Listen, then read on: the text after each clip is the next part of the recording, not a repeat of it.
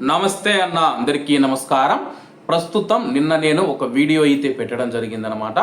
కువైట్లో పశ్చిమ గోదావరి జిల్లా ఏలూరుకు చెందిన అయినరాజు కనబడటం లేదని చెప్పేసి ప్రస్తుతం వీడియో పెట్టిన తర్వాత ఈ యొక్క వీడియో వైరల్ కావడంతో ప్రస్తుతం అయినరాజు అయితే బయటికి వచ్చేసి వాళ్ళ అమ్మకైతే ఫోన్ చేసి చెప్పడం జరిగింది.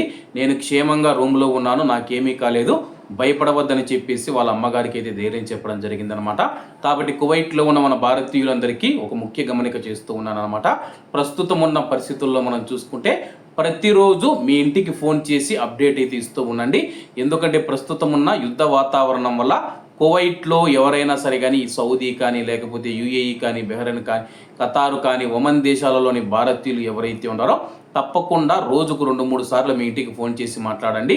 ఎందుకంటే ఒక రోజు రాకపోయినా సరే కానీ ఇండియాలో ఉన్న కుటుంబాలు అయితే భయపడుతూ ఉన్నాయన్నమాట.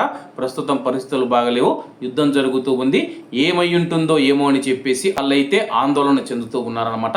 కాబట్టి ప్రతి ఒక్కరూ మీ ఇళ్లకు ఫోన్ చేసి మాట్లాడండి. అలాగే అయినరాజు గారి యొక్క అమ్మగారు అయితే మనకు మెసేజ్ పంపించడం జరిగింది.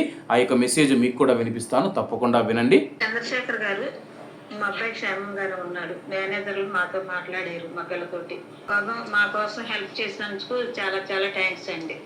ఉంటాం సార్.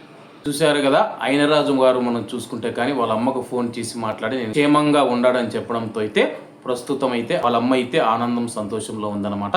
కాబట్టి కువైట్లో ఉన్న మన భారతీయులు ప్రస్తుతం ఉన్న పరిస్థితుల నేపథ్యంలో ప్రతినిత్యం మీ ఇంటికి ఫోన్ చేసి మాట్లాడాలని కోరుకుంటూ అందరూ బాగుండాలి, అందులో మనం ఉండాలి. అందరికీ నమస్తే అన్న, జై హింద్.